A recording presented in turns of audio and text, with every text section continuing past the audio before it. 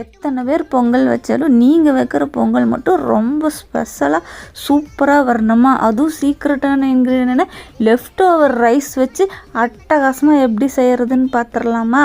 மீதமான சாப்பாடை நம்ம ஒரு குக்கரில் சேர்த்துக்கலாம். அதுக்கு நம்ம 1 கிளாஸ் அளவுக்கு கழுகுன பாசிப்பருப்பை சேர்த்துக்கலாம்.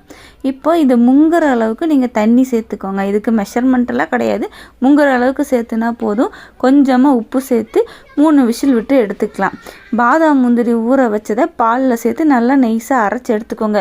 இது செம்ம டேஸ்ட்டு க்ரீமியாக இருக்குங்க உங்கள் பொங்கல்.